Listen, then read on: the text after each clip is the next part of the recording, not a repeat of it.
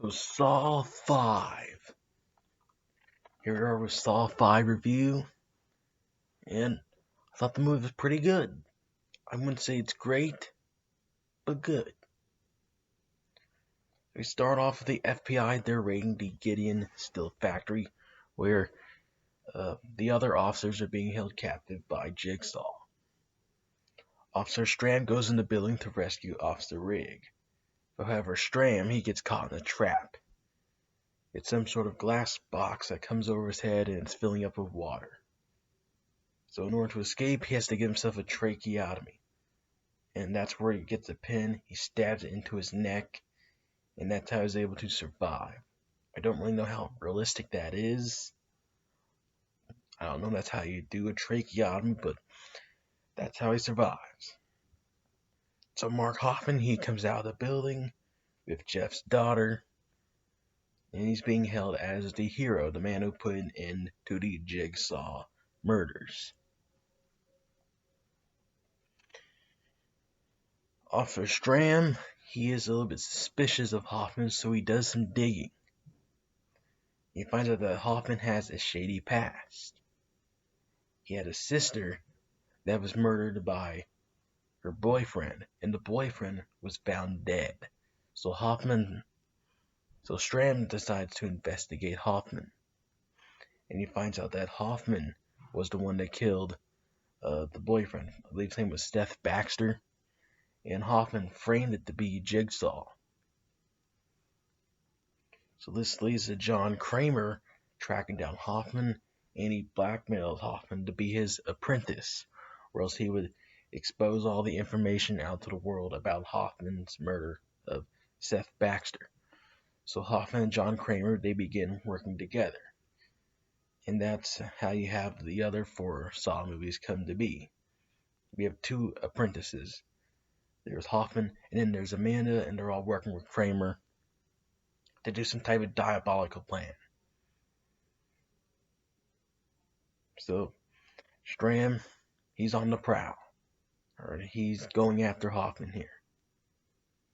Meanwhile, you have 5 people that have been abducted by Hoffman, and there are a series of traps and challenges that they have to go through.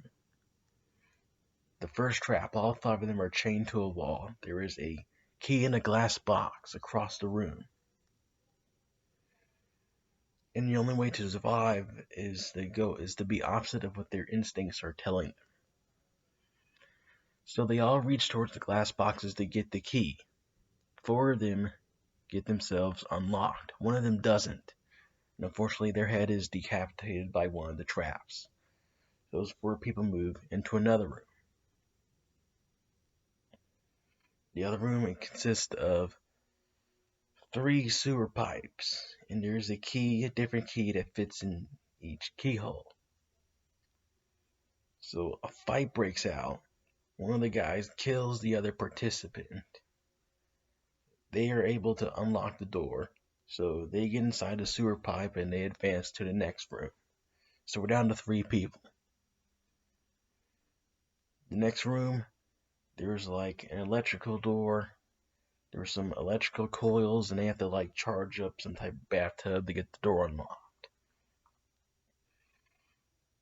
So one of the participants stabs the other participant, and they're able to hook up the coils to them. So the 2 people advance to the other room. In the other room, they have to like pour 10 pints of blood into some type of mouse trap, and that's how they escape. So they both put their hands into the trap. They pour 5 pints of blood each.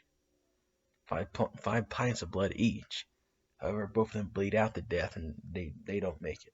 None of these people win. And the lesson of the story is work together. They're supposed to be opposite of their instincts, and their instincts in this film was to be the last man standing. They picked each other off one by one.